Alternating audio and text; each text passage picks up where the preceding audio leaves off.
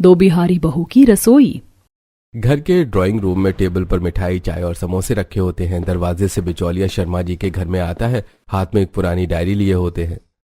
नमस्ते चौधरी साहब, जैसा आपने कहा था, दो अच्छे घरों की लड़कियां मिल गई हैं, एक पटना से एक गया से। दोनों पढ़ी लिखी, संस्कारी और घर संभालने वाली हैं। ठीक है शर्मा जी, बिना ज्यादा बात बढ़ाए रिश्ता पक्का कर दो। हमारे छोटे बेटों के लिए यही ठीक रहेगा। पर जी, जरा लड़कियों के घर वालों से बात तो कर लेते, थोड़ा मिल तो लेते। अरे मुझे सब पता है, बिहारी परिवार है, संस्कारी होंगे। इतना पूछताछ का जमाना नहीं रहा। रिश्ता तो किस्मत से बनता है, समझी? तो मैं दोनों घरों को खबर दे देता हूँ कि रिश्ता पक्का समझे। हाँ हाँ कर दो, एक हफ्ते में सगाई का मुहूर्त भी निकलवा दो। शर्मा जी सिर झुकाकर बाहर चले जाते हैं। सारा परिवार चाय के कप को लेकर बैठ जाते हैं। सास थोड़ी परेशान होती है। बड़ी बहू रीमा अपनी बात खुलकर सबके सामने कहती है। मम्मी जी, एक बात कहूँ, बुरा ना मानिएगा। हाँ बेटा बोल। ये जो दोनों रिश्ते पक्के हुए हैं ना, पटना और गया की बहुओं के, मुझे नहीं लगता ये हमारे घर के लिए सही होंगे। क्यों रीना, क्या कमी है? सुना है दोनों लड़कियां पढ़ी लिखी और संस्कारी हैं। मम्मी जी, संस्कार की बात अलग है, पर हमारे यहाँ की रीत रिवाज, तौर तरीके, पहनावा सब अलग है। बिहारी बहुएं हमारी तरह नहीं होती। उनका कल्चर अलग, उनकी बोली अलग, उनका रहन सहन तक बिल्कुल हमसे मेल नहीं खाता। बेटा, अब इसमें मैं क्या कर सकती हूँ? तेरे पापा ने तो बिना किसी से पूछे रिश्ता पक्का कर दिया है। मम्मी जी देखिए, मैं आपको साफ बोल रही हूँ, बाद में अगर कुछ गड़बड़ हुई तो लोग कहेंगे कि बहुएं मेल नहीं खा रही थी। मुझे डर है कि ये दोनों बहुएं घर में घुल नहीं पाएंगी। मैं समझ रही हूँ, पर तेरे पापा जरा जिद्दी हैं। जो ठान लिया है वो करके ही मानते हैं। आपने तो कम से कम एक बार उनसे कहा भी नहीं। अरे कहा था, पर बोले रीना बहुत सोचती है। औरतों को बस बोलने की आदत होती है। रिश्ता तय कर दिया है तो अब पीछे हटने की कोई जरूरत नहीं है। मम्मी जी, आप जानती है ना हमारे घर में लोग कितना ध्यान देते हैं इमेज पर। अब जब ये दोनों बिहारी बहुएं आएंगी, उनकी बोली और खाना एकदम अलग होगा। बेटा, बात तेरी भी ठीक है, पर अब जो होना था हो गया। अब हमें यही देखना है कि जब आए तो अपने घर के रंग में ढल जाए। ढल जाएंगी तो ठीक है, लेकिन अगर नहीं ढल पाई तो घर में उलझने बढ़ेंगी। मम्मी जी, कभी कभी सोचती हूँ घर की बड़ी बहू होना कितना मुश्किल काम है। आप चिंता मत कीजिए मम्मी जी, जब बहुएं आएंगी मैं खुद संभाल लूंगी। हाँ बेटा, यही सही। तू समझदार है और तेरे जैसा साथ हो तो सब ठीक ही हो जाएगा। कुछ दिनों बाद दोनों बेटों की शादी हो जाती है। शर्मा परिवार के घर के बाहर ढोल नगाड़े बज रहे होते हैं। गेट पर झिलमिलाती झालरें, फूलों की माला लटकी होती है।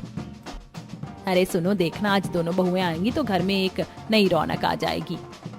हाँ हाँ देख तो रहा हूँ, पूरा मोहल्ला हमारे घर की सजावट देखने आया है। अब तो बस बारात का इंतजार है। तभी दोनों दुल्हने कार से उतरी तो सबकी नजर उन पर टिक गई। बड़ी बहू मंजरी लाल रंग की साड़ी में, बड़ी गोल बिंदी, माथे पर सिंदूर की लंबी रेखा और हाथों में भारी लाल लाल चूड़ियां पहने होती है। कमर में कमरबंद चमक रहा होता है और गले में बड़े बड़े हार होते हैं। छोटी बहू रजनी पीले रंग की साड़ी, माथे पर छोटी गोल बिंदी, लेकिन कानों में बड़े बड़े झुमके और नाक में बड़ी नथ होती है। मम्मी, ये तो पूरी बिहारी फिल्म की हीरोइन लग रही है। इतनी भारी साड़ी कौन पहनता आजकल? बेटा, हर जगह का अपना तरीका होता है। मंजरी पाँव से चावल के कलश को पैर मारती है। लाल रंग के पाँव के निशान घर के फर्श पर पड़ जाते हैं। अरे दीदी, देखी ना, हमार पैर का निशान पूरा घूम के बन गया है। अब तो घर में लक्ष्मी रहा। हाँ बब्बुनी, अब तक का पूरा घर हमार ही है। उनकी हंसी इतनी तेज थी कि सामने खड़ी जेठानी रीमा ताना देते हुए कहती है। वाह भाई, अभी तो घर में घुसी हैं और अब से हमारा घर कह रही हैं। सास रीमा की ओर देखकर इशारा करती है। रीमा, आज तो शादी का दिन है, कुछ मत बोलो। अगले दिन सुबह से ही आंगन सास दोनों बिहारी बहू मंजरी और रजनी को अपने पास बुलाती है और पहली रसोई के बारे में बताती है। बेटा, आज पहली रसोई है, सबके लिए अच्छा सा खाना बनाना। जी माँ जी, बिल्कुल। आप उंगलियां चाटती रह जाएंगे, ऐसा खाना बनाएंगे। ठीक है बेटा, अब जाओ, लगो काम पर। रसोई में मंजरी और रजनी दोनों साड़ी का पल्लू कसकर बांध लेती हैं। मंजरी गैस चालू करती है, रजनी मसाले तैयार करती है। दोनों सारा खाना बिहार का ही बना देती हैं। लिट्टी चोखा, आलू चना की सब्जी, भात और दाल पिटिका, सत्तू का पराठा, टमाटर की चटनी और खट्टी रायता। जब खुशबू पूरे घर में फैलती है तो सास और ससुर मुस्कुराने लगते हैं। एकदम गांव की खुशबू और गांव का स्वाद, मजा आ गया। सब लोग डाइनिंग टेबल पर बैठे होते हैं। रीमा जेठानी ने धीरे से चम्मच उठाती है और लिट्टी का एक टुकड़ा उठाकर चेहरे पर बनावटी मुस्कान दिखाते हुए। हाँ ठीक है, थोड़ा ज्यादा सरसों का तेल है बस। भाभी आपने इतना तेल क्यों डाला? हमारे यहाँ तो हम डाइट फूड खाते हैं। हमरे यहाँ तेल में ही स्वाद बसल हो, ये बिना तेल के खाना तो जान बिना था इनके जैसे। सबके चेहरे पर हंसी छूट जाती है, लेकिन रीमा के चेहरे पर चिढ़ापन दिखता है। पहली रसोई में इतना स्वादिष्ट खाना, अरे बेटा बहुत बढ़िया बनाया है तुम दोनों ने। तीसरे दिन घर में मुंह दिखाई का फंक्शन होता है। आस पड़ोस की औरतें आई होती हैं। वाह कितनी सुंदर बहुएं हैं, थोड़ी ज्यादा सजी है ये तो। मंजरी और रजनी दोनों ने चमकदार साड़ियां पहनी होती हैं। बड़े हार, मोटी बिंदी और चूड़ियों की छनछनाहट गूंज रही होती है। हर किसी को देखकर दोनों हंसकर नमस्ते करती हैं। अरे बेटा कैसा लग रहा है ससुराल? अब बहुत बढ़िया, सब लोग बहुत नीक हैं। हम तो सोच रहे हैं ससुराल में डरावन लोग रहेंगे, लेकिन सब मस्त हैं। दोनों एक ही सवाल के दो अलग अलग जवाब देती हैं। औरतें हंसने लगती हैं। अरे देखो दोनों के जवाब भी अलग अलग हैं। रीमा सास के बगल में खड़ी होती है। मम्मी जरा ध्यान रखना, ये दोनों तो एक साथ रेडियो की तरह चालू हो जाती हैं। पूछो कुछ और जवाब दो दो। नई बहुएं हैं रीमा, सब सीख जाएंगी, बस वक्त दो। कुछ पड़ोसन ने फुसफुसाने लगती हैं। देखा बिहारी है ना, इसीलिए थोड़ा तेज बोलती हैं। हाँ हाँ, नई नवेली लगती भी नहीं, इतना खुलकर बोल रही हैं। मंजरी और रजनी हंसी में मगन रहती हैं। उन्हें किसी की बातों की कोई परवाह नहीं होती। अगली सुबह मंजरी और रजनी दोनों अपने पल्लू सिर पर डालकर झाड़ू बाल्टी लेकर निकलती हैं। दीदी देखी कितना धूल जमल है, शहर में लोग इतना सफाई न करत होंगे का? अरे ये सब तो रोज का काम है बबुनी, जब तक पानी से पूरा घर न धो दे तब तक मन ही न माने। दोनों झाड़ू से फर्श साफ करती हैं। सामने रीमा और रिया खिड़की से झांक रही होती हैं। भाभी ये दोनों तो जैसे गांव का पंचायत भवन साफ कर रही, इतना पानी कौन डालता है घर में? इनको कोई बताओ, यहाँ हर चीज मशीन से होती है, बाल्टी भर भर पानी डालने से फर्श का कलर ही उतर जाएगा। किचन के पास ही कपड़े धोने की मशीन रखी होती है, लेकिन मंजरी और रजनी दोनों मशीन की तरफ देखती भी नहीं। रजनी हाथ में साबुन लेकर बाल्टी में कपड़े डाल देती है। दीदी देखी मशीन से धोने में मजा कहाँ, ये देखी हाथ से धोने में कितना झाग आ रहा है। सही कहलू बबुनी, मशीन तो कपड़ा चमकावे ना, हाथ का जोर ही असली सफाई है। दोनों हंसते बतियाते कपड़े धो रही होती हैं। तभी रीमा और रिया वहां आ जाती है। मंजरी रजनी, मशीन रखी है धोने के लिए, क्या पुराना जमाना चला रखा है तुमने? अरे दीदी हम तो बस अपने तरीका से कर रहे हैं, मशीन में दिल ना लगल। भाभी अब तो मोहल्ले वाले बोलेंगे कि शर्मा परिवार में नई बहुएं आई है या वॉशिंग कंपनी खुली है। सब हंस पड़ते हैं, लेकिन रीमा के चेहरे पर गुस्सा होता है। धुले हुए कपड़ों की बाल्टी लेकर दोनों बहुएं बाहर जाती हैं। छत पर जाने की बजाय वो घर के सामने सड़क किनारे एक पुरानी बांस की डंडी देखती हैं। उस पर एक लाल रंग की रस्सी बांध देती हैं। ये देख बबुनी, बढ़िया से हवा लगत है, कपड़ा जल्दी सूख जाई। हाँ दीदी छत पर कौन जाई, यही लगाते हैं, सबको दिखेगा भी कि हम कितनी सफाई रखे हैं। थोड़ी देर में पूरी रस्सी पर सूखते कपड़े लटके होते हैं। सब झंडे की तरह हवा में लहरा रहे होते हैं। पास से गुजरने वाले पड़ोसी एक दूसरे से मुस्कुराकर देखते हैं। भाभी बाहर डंडी पर कपड़े टांग दिए, अब तो पूरा मोहल्ला देखेगा हमारे ब्रांडेड कपड़े। मम्मी ये तो हद हो गई, इतनी बड़ी छत खाली पड़ी है और इन्हें बाहर कपड़े सुखाने का शौक है। अरे रीमा समझ जाएगी धीरे धीरे, अभी इन्हें आदत बदलने में वक्त लगेगा। अगले दिन रसोई से सरसों के तेल की खुशबू फैली होती है। रसोई में दोनों बहुएं जोर शोर से काम कर रही होती हैं। अब बनी थोड़ा और तेल डाल, बिना तेल के सब्जी में जान ना आवे। हमारे बाबूजी कहते थे तेल ज्यादा डालो तो सब्जी चमक उठे। ड्राइंग रूम में बैठी रीमा और रिया नाक पर रुमाल रख लेती हैं। ओह गॉड, ये लोग हर चीज में तेल डाल देती हैं, ऐसे खाना खाकर तो 3 दिन में वजन दुगना हो जाएगा। भाभी अब तो हमें जिम जाना पड़ेगा। इतने में दोनों बहुएं थाली लेकर आती हैं। बैंगन का भरता, आलू चना की सब्जी, तलवा पराठा और ऊपर से घी का तड़का लगा होता है। दीदी खाइए, तेल वेल सब भगवान का प्रसाद, सब अच्छा होता है। मंजरी इस घर में हमेशा डाइट चलती आई है। हमारे यहाँ सलाद, दलिया, सूप ये चीजें खाई जाती हैं। तुम लोगों ने जब से कदम रखा है घर का पूरा सिस्टम हिला दिया है। हम तो बस मन से खाना बनाकर देनी, सब खुश रहे यही सोच के। मन से बनाओ या तेल से फर्क नहीं पड़ता, बस घर को ढाबा मत बना दो। भाभी अब तो शर्मा हाउस मंजरी रजनी तेल कंपनी बन गया है। हाँ हाँ बोल लीजिए, लेकिन पेट तो आप लोग भी भर के खाते हैं ना। बेटा रीमा, रिया, तुम्हें पता है ना इनका तरीका अलग है। और मंजरी, रजनी, तुम लोग भी थोड़ा समझो, हर घर की अपनी मर्यादा होती है। हम समझ गई मम्मी जी, लेकिन तेल बिना खाना फीका लगेला। तो थोड़ा थोड़ा कम डालो ताकि सब खुश रहें। परिवार में तकरार नहीं, स्वाद बढ़ना चाहिए। ठीक है मम्मी जी, अब से थोड़ा तेल कम डालब, लेकिन स्वाद वही बिहारी रखब। कम तेल ज्यादा ड्रामा, यही तो हमारी फैमिली स्पेशलिटी है। सब हंसने लगते हैं। धीरे धीरे ये बहुएं बदलेंगी भी और घर का रंग भी बदल देंगी, पर अपने देसीपन की खुशबू कभी नहीं जाएगी। शहर के सबसे बड़े मॉल के बाहर चमचमाती कार आकर रुकती है। पूरा परिवार गाड़ी से उतरता है। दरवाजे खुलते ही दोनों बहुएं उत्साहित होकर बाहर निकल जाती हैं, जैसे किसी मेले में पहली बार आई हों। अरे दीदी का जगह है, देखी इतना बड़ा भवन, इधर तो लिफ्ट भी कांच का बना है। हाँ बाबूनी, का गजब चमचमाता है। हमारे गांव में तो इतना बड़ा शादी का घर भी ना होगा। पास खड़ी रीमा और रिया के चेहरे पर शर्म और चिढ़ दोनों दिखती हैं। लोग इधर उधर मुड़कर देखने लगते हैं। रिया, जरा देखो इन्हें कैसे बोल रही, सब लोग सुन रहे हैं। अब भाभी भाभी मैं नहीं बोल रही, ये दोनों तो मानो लाउड स्पीकर लेकर आई हैं। एस्केलेटर पर चढ़ते समय रजनी डरकर पीछे हट जाती है। अरे दीदी, ये चलत फर्श है, नीचे पैर रखो तो खींच लेता का। लोग मुड़कर देखने लगते हैं। पास खड़ा एक बच्चा हंस पड़ता है। अरे बबुनी डर मत, देख हम कैसे जा रहे हैं। वो दुपट्टा संभालते हुए एस्केलेटर पर पैर रखती है, लेकिन पैर फिसल जाता है और राघव दौड़कर उसे पकड़ लेता है। मंजरी, थोड़ा ध्यान से, यहाँ सब लोग देख रहे हैं। अरे देख लीजिए ना, सबका तो काम यही है, देखने का। रीमा और रिया एक दूसरे की तरफ देखकर सिर पकड़ लेती हैं। सब एक बड़े बुटीक में जाते हैं। कपड़ों की चमक दमक देखकर रजनी का मुंह खुला रह जाता है। अरे दीदी देखी, इस साड़ी में तो कुछ भी कपड़ा ना है, ये लोग कैसे पहन लेते हैं। पास खड़ी सेल्स गर्ल हल्की मुस्कान दबा लेती है। सही कहत बाबूनी, इतना महंगा दाम, ऊपर से कपड़ा भी आधा। बिहार में तो इतना में 5 साड़ी मिल जाए।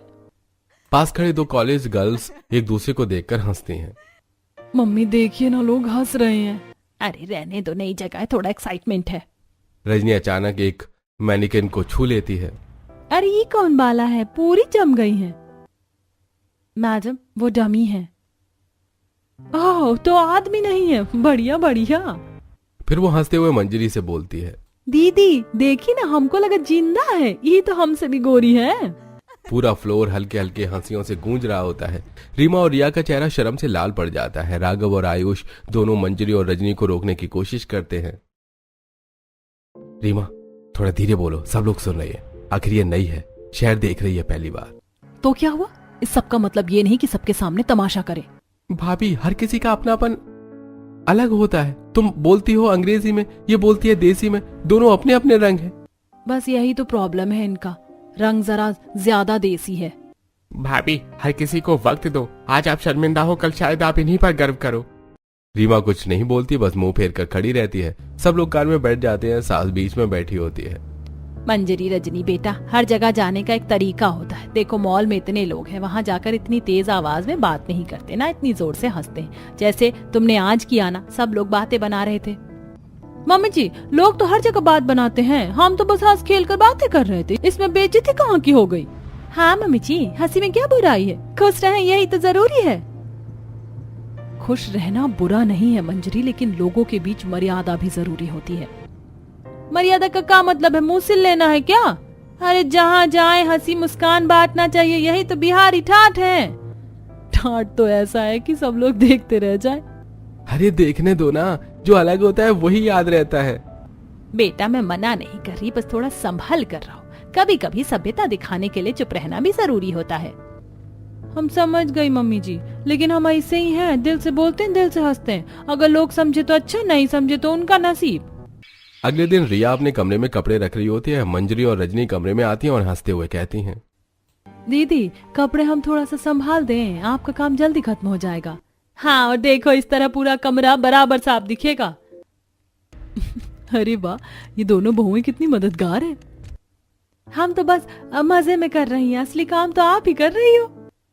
एक दिन शाम को रिश्तेदार घर आते हैं। पूरा परिवार खाने की तैयारी में व्यस्त होता है। रीमा थक हार कर सब्जियां भून रही होती है और रोटियां बेल रही होती है। मंजरी और रजनी धीरे धीरे उसके पास आती हैं।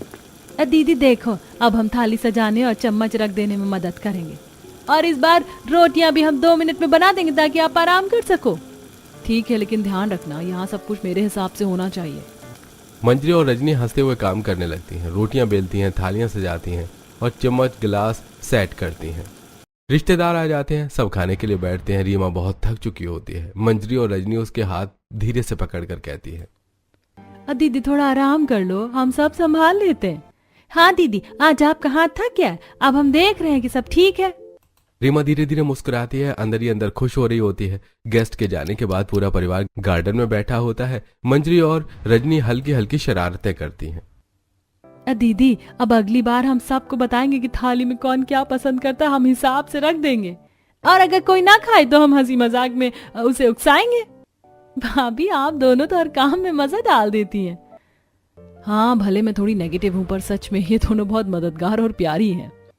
धीरे धीरे ये दोनों घर की रौनक बन जाएंगी, सबको खुश रखेंगी और खुद भी खुश रहेंगी। एक दिन 4-5 पड़ोसने घर के बाहर खड़ी बातें कर रही होती है। सास भी उनके साथ खड़ी होती है। अरे सुशीला जी, आप ही बताइए, ये कैसी बहुएं लाई हैं घर में? सुबह से इतनी ऊंची आवाज में बोलती हैं कि गली के दूसरे छोर तक सुनाई देता है। हाँ, और देखो ना कैसे कपड़े पहनती है, वो भारी नेकलेस, मोटी बिंदी, और वो भी हर समय। आज के जमाने में कौन इतना सज धज के घूमता है?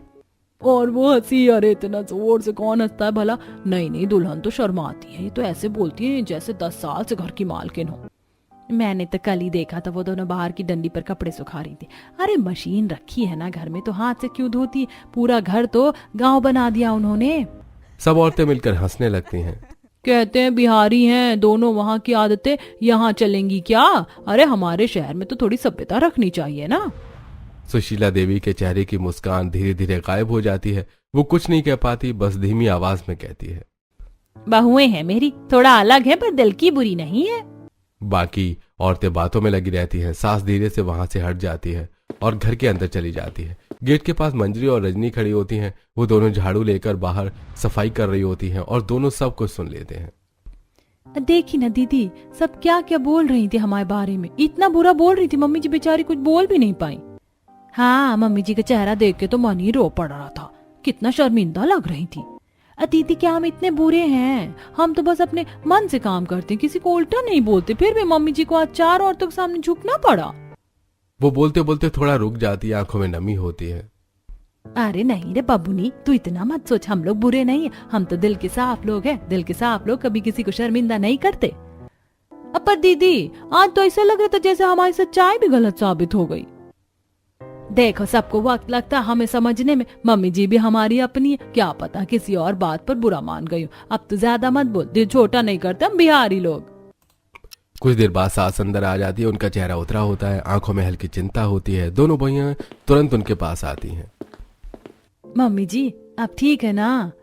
हाँ बेटा, कुछ नहीं, बस यूं ही सिर थोड़ा भारी लग रहा है। आप ज्यादा मत सोचिए मम्मी, लोग तो कुछ ना कुछ बोलते ही हैं, हम तो वैसे ही रहेंगे जैसे हैं, सच्चे और साफ दिल के। सास हल्का सा मुस्कुराती है, उनकी आंखों में अभी भी चिंता दिखती है। दोनों बहुएं धीरे से उनका हाथ पकड़ लेती हैं। मम्मी जी हम जानते हैं आपको लोगों की बातें बुरी लगी, लेकिन आप हम पर भरोसा रखिए, हम कभी आपको शर्मिंदा नहीं होने देंगे। मुझे मालूम है बेटा, तुम दोनों अलग जरूर हो लेकिन दिल से सच्ची हो। एक दिन दोपहर का समय होता है। घर पर कोई नहीं होता सिवाय दोनों बिहारी बहू के। सास अपने मायके गई होती है, जेठानी किसी रिश्तेदार के यहाँ पार्टी में, और नंद कॉलेज गई होती है। दोनों देवरानियां घर के कामों में लगी होती हैं। एक बहू आंगन में पोछा लगा रही होती है, दूसरी रसोई में सब्जी बना रही होती है। तभी गेट की घंटी बजती है। मंजरी अपना पल्लू ठीक करके गेट खोलने जाती है। आप कौन है जी? गेट पर 2 आदमी खड़े होते हैं, सूट बूट में, हाथों में फाइल और टैबलेट लिए होते हैं। नमस्ते मैडम, हम सिल्वर लाइट कंपनी से हैं। आपके घर के लिए झूमर सिलेक्शन का काम हमें दिया गया है। आपको हमारे साथ चलना होगा ताकि आप खुद शोरूम पर जाकर बेस्ट डिजाइन चुन सकें। अरे लेकिन हमको तो किसी ने कुछ नहीं बताया, घर पर अभी कोई नहीं है।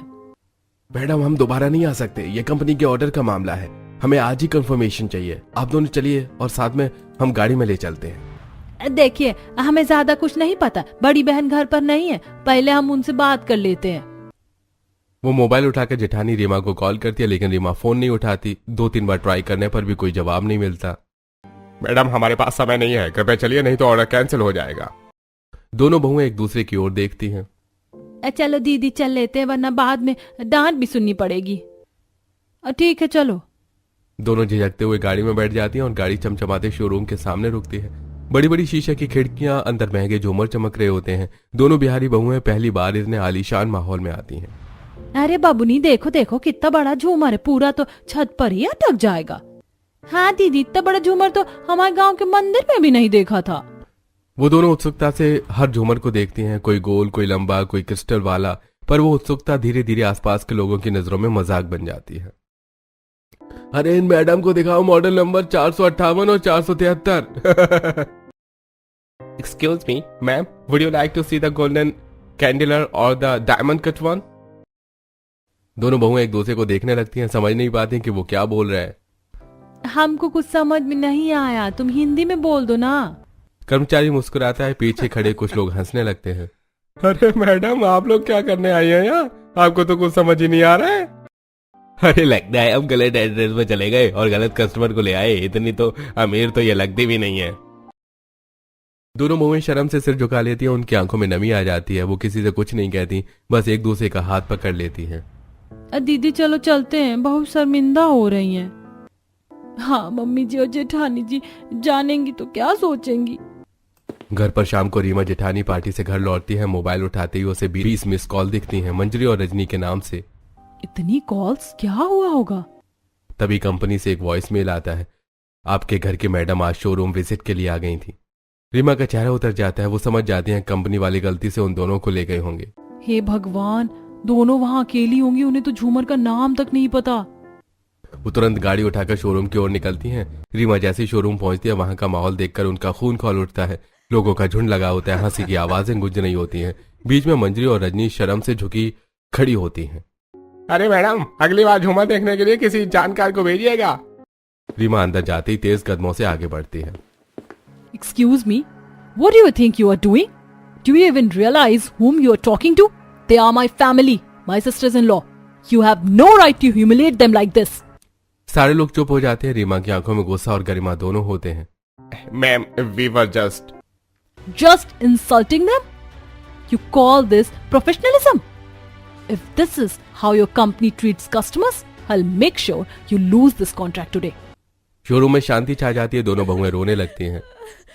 दीदी हमने तो बस गेट खोला तो किसी को कुछ नहीं कहा, हमको कुछ समझ में नहीं आया, लोग हंसने लगे, हमने क्या गलती की थी। रीमा दोनों के पास जाती है, उनकी आंखों से आंसू पोंछने लगती है। चुप रहो तुम दोनों, कोई गलती नहीं की। गलती उन लोगों की है जो किसी की सादगी को कमजोरी समझ लेते हैं। वो मुड़कर उन कंपनी वालों की ओर देखती है। अब तो मैंने उनकी भी बेइज्जती कर दी जैसे उन्होंने तुम्हारी की थी। कैसा लगा, अच्छा बुरा? सभी लोग सिर झुकाए खड़े होते हैं। रीमा के चेहरे पर गुस्सा होता है। दीदी आप हमसे नाराज मत होइए, हम तो आपको अपनी बड़ी बहन की तरह मानते, पर आप हमेशा हमसे चिड़ी हुई रहती हैं। हम आपको बहुत प्यार करते हैं दीदी, पर आप हमें कभी ढंग से बात नहीं करती कि हम इतने बुरे हैं। रीमा की आंखें भर आती हैं। वो दोनों को गले से लगा लेती है। नहीं तुम बुरी नहीं हो, मैं गलत थी, तुम दिल की बहुत अच्छी हो। मैं तुम्हारे तरीके नहीं समझ पाई, इसीलिए तुमसे चिढ़ गई थी, पर आज देख लिया तुमने, जितनी सच्चाई है उतनी शायद हम में भी नहीं। तीनों की आंखों में आंसू बह रहे होते हैं। रीमा दोनों को गले लगाते हुए कहती है, अब से हम तीनों बहनें हैं, कोई ऊंच नीच नहीं है। हम मिलकर इस घर को सबसे प्यारा घर बनाएंगे। अगली सुबह घर में नई रौनक होती है। पहली बार तीनों बहुएं एक साथ रसोई में होती हैं। चलो मंजरी, आज तुम्हें मशीन चलाना सिखाती हूँ। अरे दीदी हम तो हाथ से ही पीस लेते हैं, पर अब मशीन भी सीख लेंगे। अब घर की बहुएं भी मॉडर्न हो गई हैं। तीनों खिलखिलाकर हंस पड़ती हैं। कुछ देर बाद सास घर आती है। वो तीनों को साथ हंसते हुए देखती हैं तो वाह, ये तो मेरा सपना था, मेरी तीनों बहुएं एक साथ।